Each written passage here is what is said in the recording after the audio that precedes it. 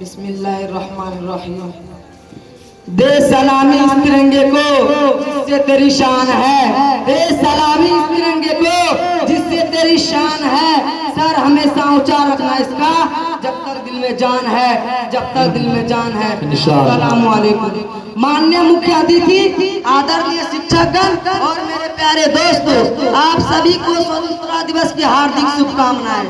मेरा नाम मोहम्मद अहमदुल्लाह है। जैसा कि हम सभी जानते हैं कि आज 15 अगस्त है और हम सभी यहाँ अपने देश का 79वां स्वतंत्रता दिवस मनाने के लिए एकत्रित हुए हैं।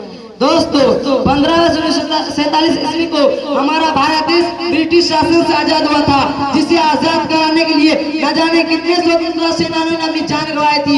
आज हमें सबसे पहले उन स्वतंत्रता सेनानियों को नमन करना चाहिए जिन्होंने इस देश को आजाद कराने के लिए सब कुछ दांव पर लगा दिया था।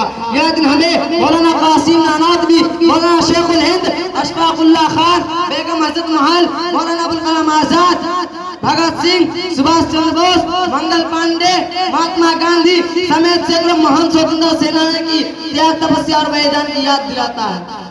स्वतंत्रता दिवस हमें याद दिलाता है कि हमें अपने देश और इसके मूल्यों को सम्मान देना चाहिए।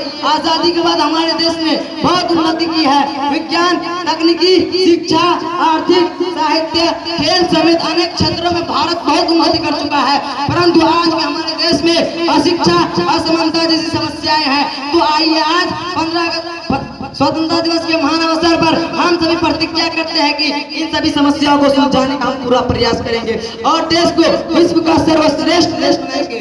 जाते जाते मैं अपने भाषण का समापन एक शायरी के साथ करना चाहूंगा कि ना पूछो जमाने से कि क्या हमारी कहानी है। अरे ना पूछो जमाने से कि क्या हमारी कहानी है। हमारी पहचान तो यही है कि हम हिंदुस्तानी हैं, हम हिंदुस्तानी हैं।